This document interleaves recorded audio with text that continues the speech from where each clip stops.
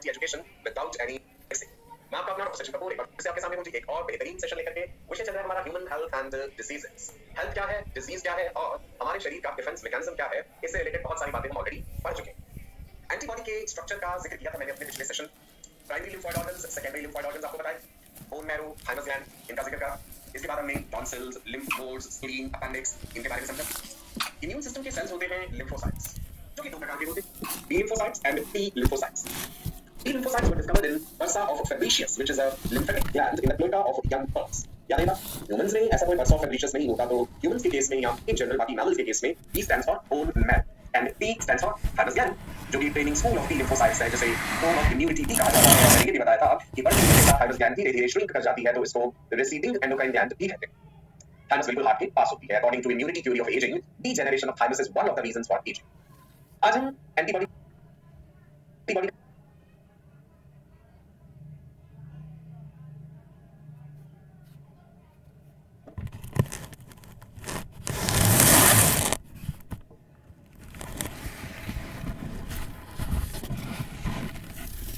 Structure एक बार revise करेंगे और टाइप्स ऑफ एंटीबॉडीज के बारे में जानेंगे। IgG क्या है, IgA क्या है, IgE, IgE, IgM, variety of antibodies जो है और किस आधार पर इन्हें क्लासिफाई किया जाता है। कौन सी एंटीबॉडी सिक्रेटरी एंटीबॉडी कहलाती है, कौन सी एंटीबॉडी स्मॉलेस्ट है एंड मोस्ट न्यूमरस है, कौन सी एंटीबॉडी को कॉप्रो एंटीबॉडी कहते हैं, प्लेसेंटा कौन सी क्रॉस कर लेती है, ये बातें भी हम जाने। कागज कलम तैयार रखिए, साथ इंपॉर्टेंट नोट्स बनाने की हैबिट रेगुलर होनी चाहिए आपने। एक पॉजिटिव सोच, एक पॉजिटिव एनर्जी, एक ज़ील के साथ आज के इस सेशन का आगाज करते हैं। ठीक है जी, चलिए बढ़ते हैं हम अपने आज के विषय की तरफ। और याद कीजिए इम्यून सिस्टम में हमने क्या पढ़ा था कि इम्यून सिस्टम के ऑर्गन्स जो हैं, कौन कौन से ऑर्गन्स बताए थे। चलो जल्दी से, लिम्फोइड ऑर्गन्स कहा था हमने, प्राइमरी लिम्फोइड ऑर्गन्स, जिसमें क्या क्या पढ़ा था हमने, बताओ जल्दी से। प्राइमरी लिम्फोइड ऑर्गन्स में bone marrow and thymus gland. दूसरे हमने जिक्र किया था बेटा सेकेंडरी लिम्फोइड ऑर्गन्स, मतलब बोन मैरो में बनने के बाद जो लिम्फोसाइट्स हैं वो माइग्रेट कर जाते हैं अलग अलग जगहों पे, है ना, जिसमें हमने टॉन्सिल्स के बारे में पढ़ा था। इसके अलावा आपको याद होगा हमने अपेंडिक्स का जिक्र भी किया था, लिम्फ नोड्स का जिक्र किया था, स्प्लीन का जिक्र किया था। स्प्लीन के बारे में क्या खास बात है, ग्रेवयार्ड ऑफ आरबीसीज, बहुत भारी संख्या में आरबीसीज यहाँ पे खत्म होते हैं, इलेक्ट्रोप्लासिया होता है। स्प्लीन को blood bank of the body भी कहते हैं, यहाँ पे ब्लड स्टोर होता है। ठीक है, टिश्यूज में क्या बताया था, टिश्यूज में आपको याद होगा mucosa associated lymphoid tissue, MALT, जिसमें बी वाला bronchus associated lymphoid tissue, then N से nasal associated lymphoid tissue, gut associated lymphoid tissue, ये सब याद रखना है। Bronchus associated lymphoid tissue, nasal associated lymphoid tissue, gut associated lymphoid tissue, right? Immune system के cells हैं lymphocytes, which are type of leukocytes और lymphocytes। दो तरह के हैं भाई, B lymphocytes and T lymphocytes, okay? दोनों के differences भी बताए। B lymphocytes डिवाइड करके दो तरह के cells बनाते हैं, plasma B cells and memory B cells। plasma B cells जो होते हैं बेटा वो antibodies बनाते हैं। plasma B cells, इनके alternate नाम याद है आपको, plasmatocytes, cartwheel cells, antibody factories। क्या नाम बोलो जल्दी से। plasma B cells are also called plasmatocytes, they are also called antibody factories। क्यों? क्योंकि ये एंटीबॉडीज बनाते हैं। cartwheel cells क्यों कहते हैं? क्योंकि इनका nucleus resembles the wheel of cart, right? Now cells हो गए B of T lymphocyte, T lymphocytes के टाइप्स में बताए, helper T cells, killer T cells, memory T cells, suppressor T cells। चलो क्वेश्चन पूछता हूं, HIV वायरस जब attack करता है, HIV वायरस जब ह्यूमन बॉडी पे अटैक करता है, सो कौन से सेल्स को वो बहुत ज्यादा नुकसान पहुंचाता है और उनकी संख्या कम कर देता है? मैं ऑप्शन दे रहा हूं, is it helper T cells, is it killer T cells, is it suppressor T cells or is it memory T cells? अभी तक आपने सही जवाब पकड़ लिया। It is helper T cells। मैंने कहा ना CD4 रिसेप्टर्स होते हैं और यहाँ पे CD8 रिसेप्टर्स होते हैं, क्लस्टर ऑफ डिफरेंशिएशन। तो याद रखना जो HIV वायरस है, human immunodeficiency virus, HIV helper T cells को बहुत ज्यादा नुकसान पहुंचाता है, इनका नंबर कम कर। ओके चलो नेक्स्ट देखते हैं हम सॉल्युबल मॉलिक्यूल्स इम्यून सिस्टम। कौन से सॉल्युबल मॉलिक्यूल्स? Glycoproteins, antibodies. तो अब हम जिक्र शुरू कर रहे हैं एंटीबॉडीज। एंटीबॉडी, राइट, एंटीबॉडी को इम्यूनोग्लोबुलिन भी कहते हैं। क्या कहते हैं? इम्यूनोग्लोबुलिन, राइट, शॉर्ट में IG। तभी तो एंटीबॉडीज की जो टाइप्स होती हैं IgG, IgA, IgD, IgE, IgM। लिख दो, रिवाइज भी हो जाएंगे। पिछले सेशन में भी बताया था आपको मैंने थोड़ा IgG, IgA, IgD, IgE and IgM। याद है GADEM, ऐसे याद है। गेम स्पेसिफिक में याद रखते हैं GAMED। अभी GADEM क्या है? इसमें G stands for gamma, A stands for alpha, D stands for delta, E stands for epsilon, M stands for mu, right? कितना है? G stands for gamma, immunoglobulin gamma, A is for alpha, D is for delta, gamma, alpha, delta, epsilon and mu, types of antibodies। Antibody का shape होता है Y shape, tetrapeptide molecule. मैंने इसे tetrapeptide, tetra मतलब चार polypeptide chains होती हैं इसमें। There are two identical light chains, दो लाइट चेन्स हैं और दो ही आइडेंटिकल हैवी चेन्स हैं। तो एंटीबॉडी को शॉर्ट में ऐसे लिख देते हैं हम H2L2, दो हैवी चेन्स, दो लाइट चेन्स। और एंटीबॉडीज गामा ग्लोबुलिन्स है, आपको याद है? एंटीबॉडीज आर जैसे ग्लोबुलिन प्रोटीन बताया, alpha globulin, beta globulin, gamma globulin. So gamma globulins are the antibodies and produced by B lymphocytes। Otherwise majority of the blood proteins कौन बना? Fibrin, हीमोजन, pro, thrombin कहां पे बन रहे हैं? Serum, albumin, liver. लेकिन एक तरह के ग्लाइकोप्रोटीन्स ऐसे हैं जो लिवर नहीं बनाता है, वो है गामा ग्लोबुलिन्स या एंटीबॉडीज या इम्यूनोग्लोबुलिन्स, जिनको बी लिम्फोसाइट्स बना। ठीक है, याद रखना ये जो 4 पॉलीपेप्टाइड चेन्स है ना, they are held together by disulphide bonds, ये भी याद रखना। सो अगर मैं रफली एंटीबॉडी का स्ट्रक्चर बनाऊं कुछ इस तरह से, एकदम रफ बना लें, जैसे ये हैवी चेन और ये दिखा दो जी लाइट चेन, ऐसे 4 चेन्स होगी ना, 4 चेन्स दिखेंगे। ये लंबी वाली जो लाइन लगाई है इसको कह दो हैवी चेन, ये जो छोटी वाली लाइन है इसको कह दो L chain. Light and heavy उनके मॉलिक्यूलर वेट के हिसाब से है, और डाइसल्फाइड बॉन्ड्स है हैवी एंड लाइट चेन के बीच में भी है, इंटरचेन बॉन्ड्स, एंड एक सिंगल चेन के बीच में भी है इंट्राचेन डाइसल्फाइड बॉन्ड्स भी, इंटरचेन डाइसल्फाइड बॉन्ड्स, इंट्राचेन डाइसल्फाइड बॉन्ड्स। ये देखो खूबसूरत सी एंटीबॉडी आपके सामने, पिछले सेशन में भी हमने ये जिक्र किया था, एक बार दोबारा से रिकैप कर रहे हैं। देखो ऑल माय ब्रदर बेटा and all my future doctors, God forgive antibody के स्ट्रक्चर पर बीच में आपको दिख रही है ये हैवी चेन। हैवी चेन को हमने कलर दिया है येलो, हल्का सा मस्टर्ड, और आगे से ब्लू। ये जो N है this stands for the N terminal, this stands for the C terminal. एक पॉलीपेप्टाइड चेन में N and C टर्मिनल होते हैं, कार्बोक्सी टर्मिनल, माइनो टर्मिनल, वैसे यहां पे दिख रहा है। ठीक है, ये रही लाइट चेन, एक इधर लाइट चेन है, एक आपको लाइट चेन इधर दिख रही है। लाइट चेन का N टर्मिनल, लाइट चेन का C टर्मिनल, और ये है चेन के बीच में डाइसल्फाइड बॉन्ड्स, सिंगल चेन के बीच में भी है, लाइट चेन के intra chain disulphide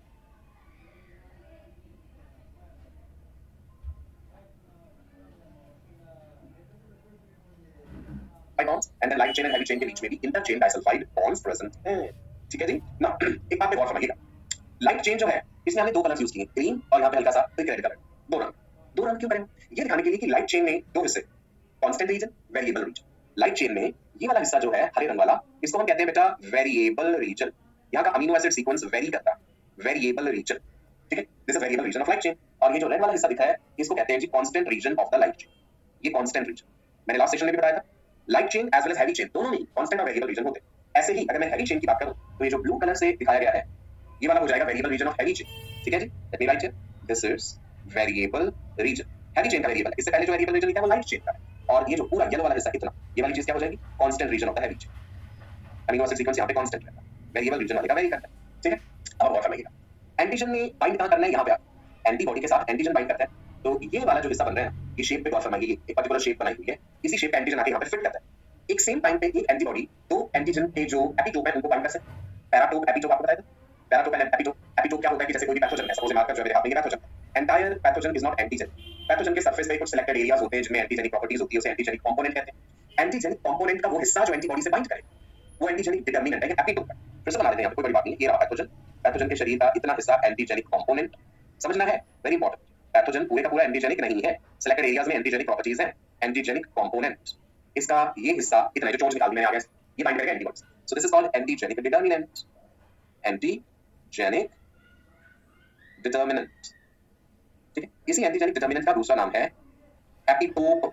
so this epitope is going to bind with antibody, और एंटीबॉडी का वो हिस्सा जो इस एपिटोप से बाइंड करेगा उसके लिए क्या टर्म यूज किया था हमने? मतलब एंटीबॉडी का ये वाला हिस्सा, this is called paratope. So 2 paratope है एंटीबॉडी के पास, तो एक ही समय पे एक तरह से लाइट को दिखाई देता है, एक ही समय पे एक एंटीबॉडी 2 अलग-अलग एपिटोप्स जो है उनसे बाइंड कर जाएगी, एपिटोप और पैराटोप आपस में बाइंड कर। समझ आ गई बात? क्लियर है जी? पैराटोप क्या है? अगर मैं पूछूं व्हाट इज पैराटोप, तो आप कहेंगे paratope is the region of antibody which binds with antigenic determinant of the epitope. What is epitope? The region of the antigen which binds with paratope of the epitope, paratope period. अब आप देख रहे हैं एक ही समय पे एक antibody, human antibody 2 अलग-अलग एपिटोप से बाइंड कर रही है, तो इसलिए ह्यूमन एंटीबॉडीज को बाइवैलेंट भी कहा जाता है। ह्यूमन एंटीबॉडीज आर बाइवैलेंट, एक ही समय पे 2 एपिटोप से बाइंड कर। ठीक है, क्लियर है इतना? Crystal clear? ना एक बात और जो पैराटोप है, ये वाला हिस्सा जो दिखा रहा हूं, पैराटोप जो है ये किससे बना? अगर मैं क्वेश्चन पूछूं the region of the antibody that is paratope which binds with epitope is made up of what? Antibody के स्ट्रक्चर का कौन सा हिस्सा पैराटोप बनाता है? कांस्टेंट रीजन बनाता है? नहीं, वेरिएबल रीजन। किसका वेरिएबल? हैवी चेन का या लाइट चेन का? तो आप कहेंगे दोनों का। आपको इस डायग्राम में दिख रहा है, ये रहा जी, इतना वाला जो ग्रीन वाला हिस्सा है ये वेरिएबल रीजन किसका है? वेरिएबल रीजन लाइट चेन का है, और इधर से जो ब्लू वाला हिस्सा है ये वेरिएबल रीजन हैवी चेन का है ना? दोनों के वेरिएबल रीजन लेके पैराटोप बना रहे। ठीक है जी, क्लियर है जी? और इतने हिस्से को, ऊपर वाले हिस्से को फ्रैगमेंट एंटीजन बाइंडिंग कहते हैं, फैब रीजन भी कहते हैं कि ये एंटीबॉडी का फैब रीजन है। Fab stands for fragment antigen binding. Antibody के स्ट्रक्चर में फैब रीजन होता है एंड एफसी रीजन होता है। Fab stands for fragment antigen binding and Fc stands for fragment crystallizable. अभी आगे जिक्र होगा इसका। फिलहाल आप समझे एंटीबॉडी में 4 पॉलीपेप्टाइड चेन्स है, डाइसल्फाइड बॉन्ड्स है, 2 हैवी चेन्स है, 2 लाइट चेन्स है। लाइट चेन के बीच में भी डाइसल्फाइड बॉन्ड्स है, हैवी चेन के बीच में भी डाइसल्फाइड बॉन्ड्स है। लाइट और हैवी चेन के बीच में आपस में भी disulphide bonds. Light chain has constant region and variable region, heavy chain has constant region and variable region. Variable region of light chain as well as heavy chain collectively forms the fragment antigen binding, जहां पे antigen bind करता है, जैसे पैराटोपिक है। एक ही समय पे human antibodies 2 epitope के साथ बाइंड करती है, तो ह्यूमन एंटीबॉडीज को बाइवैलेंट कहते हैं। इतना क्लियर है जी? Wonderful, sure. अब एक एंजाइम है पेपेन, अभी कैसे मिलते हैं पता है? The enzyme पेपेन breaks the antibody at the hinge region to produce 2 segments। Antibody के 2 टुकड़े करता है, Fab fragment, Fc fragment. Antigen binding fragment जो है इसका फैब रीजन। अगर मैं रफली खुद आपको यहां बना के दिखाऊं कि भाई लेबल करना हो ये फैब एंड एफसी रीजन, तो देखिएगा ऐसे करके ये हैवी चेन्स, चलो हैवी चेन को थोड़ा ऐसे डबल कर देते हैं थोड़ा हाईलाइट करने के लिए। This is our heavy chain, let me draw the light chain, this is the light chain, मैंने डाइसल्फाइड बॉन्ड्स नहीं दिखाए, दिस इज लाइट चेन, ऐसे होती है एंटीबॉडी। तो फैब कितना हिस्सा होगा, यहां से यहां लेके इसको कह दो Fab region, fragment antigen binding, ये नीचे वाला हिस्सा कह दो Fc region, fragment crystallising, simple, यहां पे एंटीजन बाइंड कर रहा है, ये वाला पैरा 2, क्लियर है जी, राइट जॉब, ऑलराइट। ये कांस्टेंट रीजन आपको दिख रहे हैं कौन कौन सी चेन का, ये वाली तो है जी हमारी हैवी चेन, एच लिख रहा हूं मैं, ये वाली भी है हमारी हैवी चेन की कांस्टेंट रीजन, ये वाला है हमारा लाइट चेन, ये रहा जी लाइट चेन। सो लाइट का कांस्टेंट, हैवी का कांस्टेंट, ये बॉक्स के अंदर डाल, तो जो ऊपर ऊपर रह जाएगी ये वाले क्या है, हम बोलेंगे ये वेरिएबल रीजन है दोनों, ठीक है। नेक्स्ट स्लाइड में वो हाइलाइट करके वेरिएबल रीजन आएगा। सो लाइट चेन का वेरिएबल, हैवी चेन का वेरिएबल मिल करके वो बना रहे हैं जहां पे एंटीजन ने बाइंड करना है, दिख रहा है आपको एंटीजन बाइंडिंग साइट, उसका शेप भी देखना ध्यान से, ये जो पर्टिकुलर शेप में ऐसे हमने दिखाया ना, तो भाई एंटीजन के लिए स्पेसिफिक है, ऐसे नहीं कि कोई भी एंटीजन आके बाइंड करता है, एंटीबॉडीज आर हाईली स्पेसिफिक, उसी से बाइंड करेंगे, ठीक है, जैसे ताला पर्टिकुलर चाबी से खुलता है, लॉक एंड की टाइप ऐसे ही होगा। अब देखो ये आ गई एंटीबॉडीज, फिर आपको ये पैथोजन है, पैथोजन के सरफेस पे आपको एंटीजन दिख रहे हैं, एक हमने पर्पल कलर से दिखा दिया और एक हमने दिखा दिया जी व्हाइट कलर से, राइट, दोनों हाईलाइट करता हूं, ये रहा जी व्हाइट कलर वाला और दूसरा जी पर्पल कलर वाला, ये आ गई हमारी एंटीबॉडीज, एंटीबॉडी का heavy chain, light chain, variable region, constant region. अब आप गौर फरमाइएगा, ये यहां पे बाइंड करा, ये स्पेसिफिक है, क्लियर है, right. Non specific binding, binding हमेशा स्पेसिफिक रहे, वो जो है शेप मैच करनी चाहिए उस एंटीजन और एंटीबॉडी की, एपिटोप एंड पैराटोप, राइट। ये as you can see this is what is the specific bind. Monoclonal antibodies के बारे में भी आपको बताऊंगा अभी आगे, जैसे मैजिक बुलेट्स, ठीक है। नाउ टाइप्स ऑफ एंटीबॉडीज, किस आधार पे एंटीबॉडीज को क्लासिफाई किया, पहले तो टाइप्स देखिए, immunoglobulin G, that is immunoglobulin gamma, immunoglobulin A stands for alpha, immunoglobulin M stands for mu, इसको मैक्रोग्लोबुलिन भी कहते हैं, against antibody, immunoglobulin D stands for delta, immunoglobulin E stands for epsilon. This classification of antibodies is on the basis of amino acid sequence in the constant region of heavy chain. Heavy chain के आधार पे, उसमें जो amino acid sequence है, उसके आधार पे antibodies को classify किया जाता है, ठीक है जी। एंटीबॉडी टाइप्स किस आधार पे है, on the basis of amino acid sequence in constant region of which chain, heavy chains, तो उसके आधार पे हमने ये अलग-अलग तरह की एंटीबॉडीज बनाई, इसे ध्यान रखना, दिस इज इंपॉर्टेंट। अब मैं इन 5 तरह की एंटीबॉडीज के बारे में डिस्कस करने जा रहा हूं। नंबर 1 इज इम्यूनोग्लोबुलिन गामा, 75% है, तो आप ये कह सकते हैं it is most abundant in serum, हमारे ब्लड में, कह दीजिए हमारे सीरम में सबसे ज्यादा जो है वो ये एंटीबॉडी है। ये सवाल एक पूछा जा सकता है, स्ट्रक्चर कैसा है जी, मोनोमेरिक, मोनोमेरिक एक सिंगल है, कई एंटीबॉडीज ना, एक एंटीबॉडी दूसरा एंटीबॉडी जुड़ के जॉइनिंग चेन के साथ वो डाइमर भी बन जाता है, अभी आगे देखेंगे आईजीजी के बारे में बताया। IgG is the smallest antibody with minimum molecular weight. This is again an important point. Most abundant, smallest, छोटी है, molecular weight कम है, तो ये प्लेसेंटा को क्रॉस कर ले। प्लेसेंटा क्या है? Placenta is a temporary connection, feto-maternal connection. Placenta is a temporary feto-maternal connection formed during pregnancy. Placenta acts as an ultrafiltrate. लेकिन ये एंटीबॉडी जो है प्लेसेंटा को क्रॉस करके बच्चे तक पहुंच जाती है, ठीक है? तो एक तरह से बच्चे को ये इम्यूनिटी दे रही है, naturally acquired passive immunity. Natural तरीके से बच्चे के शरीर में पहुंच गई तो passive immunity, ठीक है? This is important. It confers immunity to fetus. किस तरह की immunity? ये क्वेश्चन पूछ सकते हैं। ये बच्चे को naturally acquired, please remember this term, ये fetus को naturally acquired passive immunity, newborn baby में भी एक इम्यूनिटी होगी कि उसने अपनी मदर से एंटीबॉडीज ली है, IgG। जब मदर का और बेबी का RH फैक्टर मैच नहीं करता, आपको याद होगा हमने RH फैक्टर इनकम्पैटिबिलिटी के बारे में पढ़ा था कि अगर फीटस RH पॉजिटिव है, मदर RH नेगेटिव है, फीटस का ब्लड मैटरनल सर्कुलेशन में एंटर करता है तो मदर का इम्यून सिस्टम उसके खिलाफ एंटीबॉडीज बनाता है, तो वो IgG है। तो ये क्वेश्चन भी पूछा जा सकता है नीट में कि RH फैक्टर इनकम्पैटिबिलिटी के केस में कौन सी एंटीबॉडीज बनती है, IgG, right. Another point, these are formed in the secondary immune response. आज हम जिक्र करेंगे कि प्राइमरी इम्यून रिस्पांस क्या है, सेकेंडरी इम्यून रिस्पांस क्या है। सो IgG के बारे में याद रखने वाली बातें, most abundant in the serum, number 2 capable of crossing placental है, smallest antibody, minimum molecular weight, it is formed during RH factor incompatibility and given during secondary immune response. सभी बातों में से क्वेश्चन फ्रेम हो सकते हैं, okay. Second, IgA immunoglobulin alpha 15%, 15% in blood, लेकिन शरीर की बॉडी सिक्रीशंस में है, टीयर्स में, सलाइवा में, मदर्स मिल्क, कोलोस्ट्रम में, सेमिनल फ्लूइड में, शरीर की जितनी सिक्रीशंस है वहां पे ये प्रेजेंट है। So it is also called secretary antibody. This point is important. Secretary antibody कौन सी है, IgA, शरीर की सिक्रीशंस में प्रेजेंट। ये डायमेरिक है, डायमर क्या है बताएं, ये जुड़ी हुई है ना बीच में से, इधर एक एंटीबॉडी, इधर एक एंटीबॉडी, और इन दोनों को जोड़ती हुई J चेन होती है, that J chain stands for joining chain, J chain stands for joining chain, दोनों एंटीबॉडीज को जोड़ रही है, इट इज अ डायमर। कहां प्रेजेंट, ये कोलोस्ट्रम में है, ब्रेस्ट में, बच्चे के जन्म के बाद जो कुछ दिनों तक मदर की मेमरी ग्लैंड से मिल्क रिलीज होता है, दैट इज कोलोस्ट्रम, ये important. Which antibody is present in colostrum, IgA। Sebum में स्वेट ग्लैंड्स और ऑयल ग्लैंड्स है ना हमारी स्किन में, ऑयल ग्लैंड्स को सीबेशियस ग्लैंड्स कहते हैं जो सीबम बनाती हैं, स्वेट ग्लैंड्स को सोडोरिफिक ग्लैंड्स कहती हैं जो स्वेट बनाते हैं, सेमिनल फ्लूइड में रिप्रोडक्टिव फ्लूइड, टीयर्स, शरीर की जितनी सिक्रीशंस हैं उनमें प्रेजेंट। इसके अलावा it is present over mucus membrane of nose, throat and buccal tract. Mucus membrane हमारे रेस्पिरेटरी ट्रैक्ट को लाइन कर रही है, हमारे GI ट्रैक्ट को लाइन कर रही है, यूरिनोजेनिकल ट्रैक्ट को लाइन कर रही है, तो ये यहाँ भी प्रेजेंट है। इसीलिए ना ये कहते हैं that it gives protection from inhaled and ingested pathogens. जो आपने इनहेल कर लिए, यानी आपके नाक के जरिए रेस्पिरेटरी ट्रैक्ट में पैथोजन गए, उनके खिलाफ इम्यूनिटी देने के लिए IgA है, क्योंकि म्यूकस मेम्ब्रेन पे प्रेजेंट है। इंजेस्ट कर लिए जो पैथोजन खाने के साथ, भोजन के साथ, पानी के साथ आपके बकल कैविटी से होते हुए आपके इंटेस्टाइन तक पहुंचे, वहां पे भी इम्यूनिटी देने के लिए IgA है, इनहेल्ड और ingested pathogens. Excreted through faeces, undigested food excreta faeces के थ्रू एक्सक्रीटेड हो जाते हैं, उसको कॉप्टो एंटीबॉडी भी कहते हैं, copro related to excreta, so it's also called copro antibody. This is again an important point, यहां पे भी क्वेश्चन फ्रेम्स, ठीक है। सो IgA रिवाइज कर लें, second most abundant antibody, body secretions में प्रेजेंट है तो सेक्रेटरी एंटीबॉडी कहलाती है। स्वेट में, सीबम में, सलाइवा में भी प्रेजेंट है, टीयर्स में प्रेजेंट है, ब्रेस्ट मिल्क में प्रेजेंट है, dimeric. It provides immunity against inhaled and ingested pathogen. So ये और आईजीजी याद हो गया, आईजीए याद हो गया, वंडरफुल। अब आते हैं आईजीएम। एम मैक्रोग्लोबुलिन, वैसे आईजीएम स्टैंड्स फॉर, इसमें जो एम है that's for mu, immunoglobulin mu. This is largest in size, so we call it macroglobulin. जो साइज बहुत बड़ी होगी macro, so we call it macroglobulin. Structure भी देखिए आपको, ये 5 एंटीबॉडीज जुड़ी हुई नजर आएंगी, इसलिए इसको पेंटामेरिक कहते हैं। ऐसा जैसे एक वाई शेप स्ट्रक्चर, ये दूसरा वाई शेप स्ट्रक्चर, ये तीसरा वाई शेप स्ट्रक्चर, ये चौथा हो गया और ये पांचवा।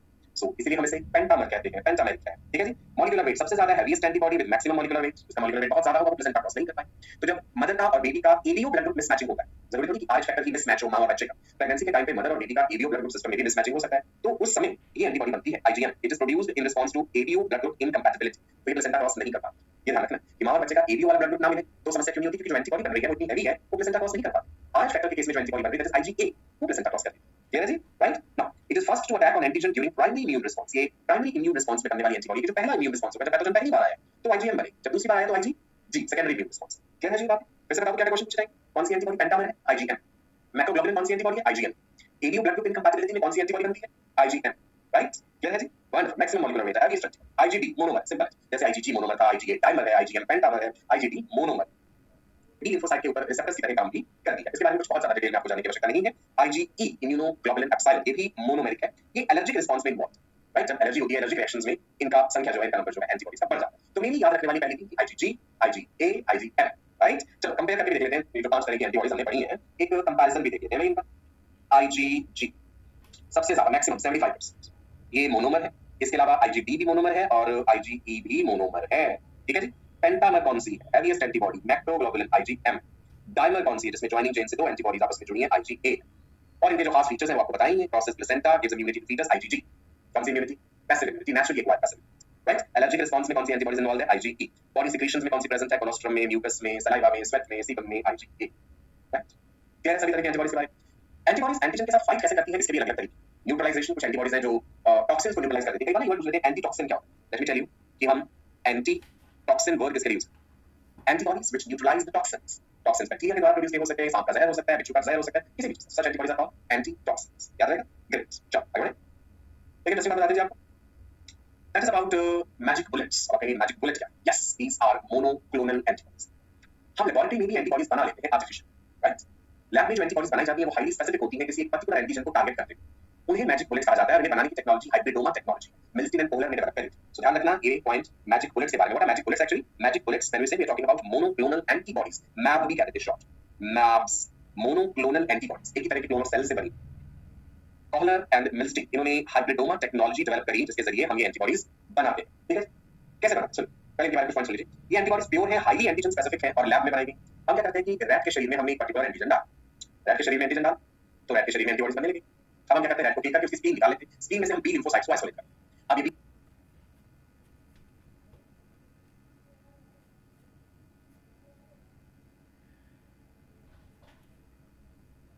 लिम्फोसाइट्स हमें एंटीजन के खिलाफ एंटीबॉडीज दे रहे हैं, लेकिन प्रॉब्लम ये है कि उन बी लिम्फोसाइट्स का एक स्पेसिफिक लाइफ स्पैन होगा, उसके बाद मर जाएंगे। तो लेकिन हम चाहते हैं कि वो बी लिम्फोसाइट्स अनकंट्रोल्ड वे में डिवाइड करते रहे और एंटीबॉडीज बनाते रहे। तो हमें उन बी लिम्फोसाइट्स को किसी कैंसरस सेल के साथ फ्यूज कर देना चाहिए, माइलोमा सेल, कैंसर सेल, उसके साथ फ्यूज करने से एक हाइब्रिडोमा सेल बनता है, फिर वो हाइब्रिडोमा सेल हमें एंटीबॉडीज देता है। ठीक है, इसलिए हाइब्रिडोमा टेक्नोलॉजी कहते हैं। सुनिएगा गौर से, hybridoma is formed by fusing specific antibody producing B cell यानी plasma cell with a myeloma cell यानी कैंसर सेल। कैंसर सेल लेके उसके साथ फ्यूज कर दिया, राइट? अब इन एंटीबॉडीज का इस्तेमाल कहां होता है? इम्यूनोसप्रेसेंट्स के रूप में, किडनी ट्रांसप्लांटेशन के टाइम पे। इसके अलावा कई तरह के कैंसर का इलाज करने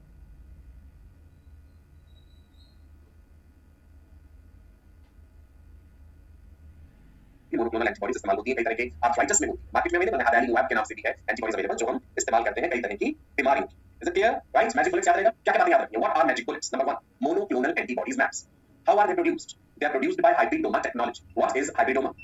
Hybridoma is formed by fusion of antibody producing cell and a cancer cell. याद रहेगा? hybridoma क्या है? ऐसा प्लाज्मा बी सेल जो स्पेसिफिक एंटीजन के खिलाफ एंटीबॉडीज बना रहा है, उसके साथ हमने कैंसर सेल को फ्यूज कर दिया, तो हमें मिल गया वही हाइब्रिडोमा सेल जो अनकंट्रोल्ड वे में डिवाइड करता रहेगा और एंटीबॉडीज बनाता रहेगा। क्लियर है? राइट? साइंटिस्ट का नाम याद रखना, मिल्स्टीन एंड पोलर। चलिए आगे बढ़ते हैं और जिक्र करते हैं टाइप्स ऑफ इम्यूनिटी का। कितने तरह की इम्यूनिटी है? कई तरीके हैं इम्यूनिटी को क्लासिफाई करने के। एक तो ये है जो कि इनेट इम्यूनिटी और दूसरी है एक्वायर्ड या अडैप्टिव इम्यूनिटी। इनेट से मतलब क्या? जन्म से ही जो प्रेजेंट है। एक बच्चा जब पैदा होता है, न्यूबॉर्न बेबी, तो आप सोच के देखिए कि उसमें कौन-कौन से डिफेंस मैकेनिज्म है। स्किन है उसके पास, यस डेफिनेटली है। म्यूकस मेम्ब्रेन है नोज में, यानी रेस्पिरेटरी ट्रैक्ट में, बकल कैविटी में, एलिमेंट्री कैनाल में, यूरिनोजेनिटल ट्रैक्ट में म्यूकस मेम्ब्रेन है, बिल्कुल है। तो अगर स्किन है, म्यूकस मेम्ब्रेन है, तो इसका मतलब है first line of defence present है ना। In fact skin is the largest defensive organ. Skin का एपिथेलियम याद है? कौन सा एपिथेलियम है स्किन में? केराटिनाइज्ड स्ट्रेटिफाइड स्क्वेमस एपिथेलियम, और म्यूकस मेम्ब्रेन भी है, मतलब ये फिजिकल बैरियर्स है, मैकेनिकल बैरियर्स। इसके अलावा हमने और कौन से बैरियर्स पढ़े थे फर्स्ट लाइन ऑफ डिफेंस? याद कीजिए, हमने लाइसोजाइम के बारे में पढ़ा, स्टमक एसिड के बारे में पढ़ा था, बाइल जूस के बारे में पढ़ा था। Very good.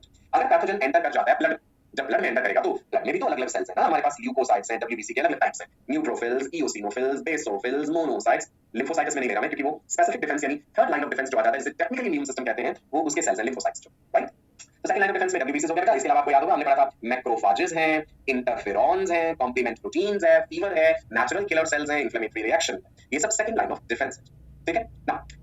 What are different components of adaptive immunity? Adaptive immunity हमने कैसे कहा है जी? देखिए यहाँ पे acquired immunity को भी adaptive immunity कहते हैं। Acquired मतलब क्या है? बच्चा पैदा हुआ, right? उसके बाद बाहर के अलग-अलग तरह के बैक्टीरिया शरीर पे हमला करना शुरू कर सकते हैं। हमारी स्किन हमें बचाएगी, हमारा म्यूकस मेम्ब्रेन बचाएगा, राइट? अलग-अलग तरह के जो first and second line of defence है वो अपने तरीके से फाइट करेंगे। नाउ अब जरूरी है कि शरीर में एक लॉन्ग टर्म इम्यूनिटी भी डेवलप हो जाए इस पर्टिकुलर पैथोजन के खिलाफ। तो यहाँ पे रोल आएगा लिम्फोसाइट्स का, बी लिम्फोसाइट्स का एंड टी लिम्फोसाइट्स का, ठीक है। एडेप्टिव इम्यूनिटी के कंपोनेंट्स क्या है? आप ऐसे ही लिखेंगे कंपोनेंट्स ऑफ एडेप्टिव इम्यूनिटी। याद कीजिए पिछले सेशन में भी ये टर्म बताई थी, cell mediated immunity and humoral immunity. इसको हम ऐसे लिखते हैं, यहाँ लिखो CMIS, that is cell mediated immune system। cell mediated immune system में कौन से cells involved हैं? It is T lymphocytes, right? And दूसरा आपको बताया मैंने AMIS, antibody mediated immune system। अभी लिखे नाम AMIS, antibody mediated immune system। इसमें कौन से सेल्स हैं जी? इसमें है B lymphocytes, और इस एंटीबॉडी मेडिएटेड इम्यून सिस्टम को ह्यूमरल इम्यूनिटी भी कहते हैं। जहां पे आपने सेल मेडिएटेड इम्यून सिस्टम लिखा है ना, तो हम कह सकते हैं T lymphocytes provide cellular immunity. आप ये बात कह सकते हैं, T lymphocytes provide cellular immunity and B lymphocytes जो हैं वो प्रोवाइड करते हैं humoral immunity, humour fluid liquid which flows antibodies. Clear हो ये बात? सेल मेडिएटेड ह्यूमरल वर्ड कहां यूज करते हैं? सेल मेडिएटेड इम्यूनिटी के लिए T lymphocytes responsible, humoral immunity या एंटीबॉडी मेडिएटेड इम्यूनिटी के लिए बी लिम्फोसाइट्स, राइट? देखो कई बात क्यों नहीं है।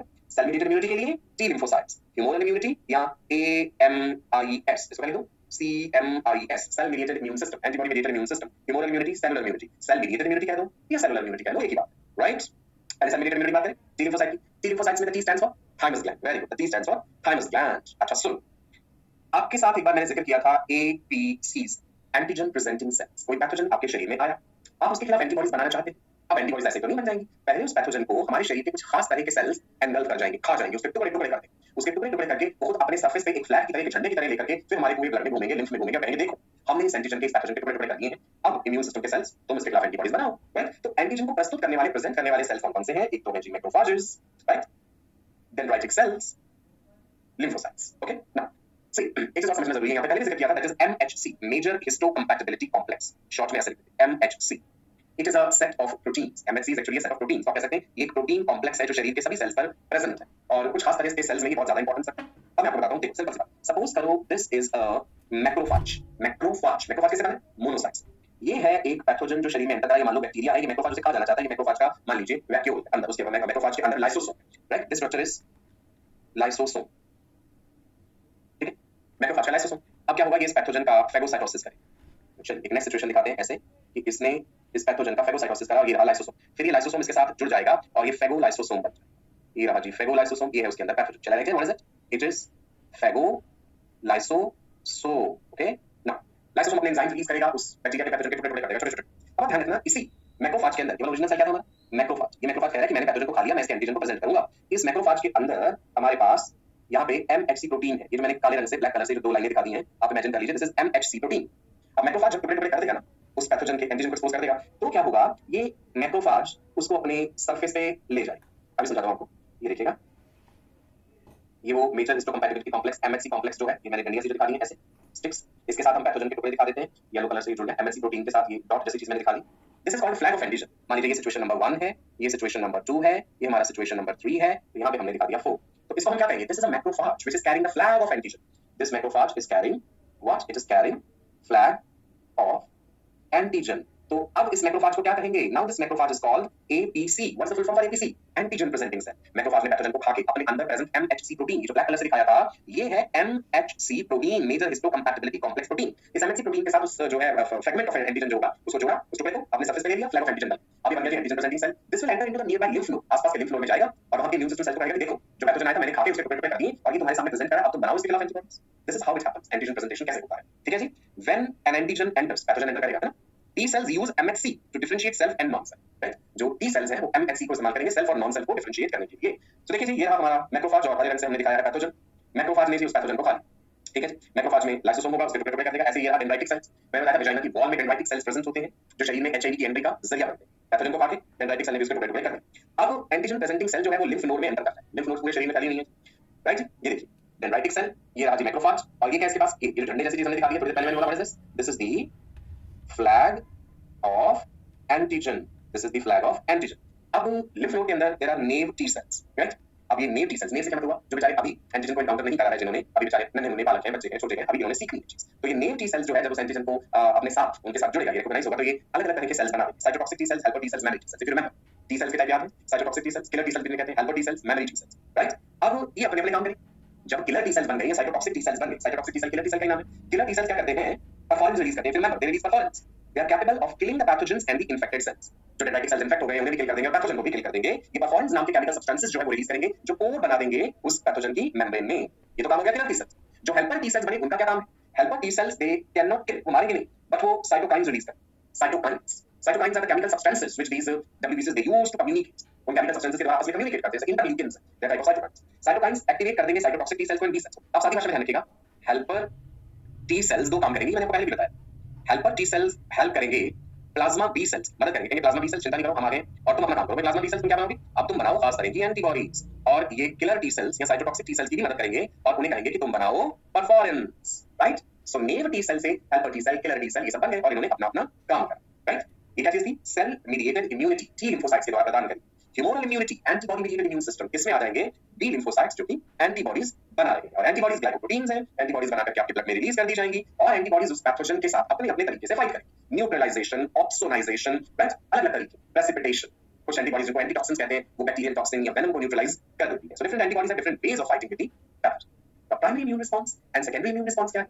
प्राइमरी इम्यून रिस्पांस होता है जब एक पैथोजन पहली बार आपके शरीर में आया है, आपके शरीर के सभी सेल्स ने उसे पहचाना और उसके खिलाफ, उस first exposure of the pathogen के खिलाफ जो शरीर ने एंटीबॉडीज प्रोड्यूस करी, इम्यून सिस्टम के बाकी सेल्स एक्टिवेट हुए, वो प्राइमरी इम्यून रिस्पांस कहलाता है।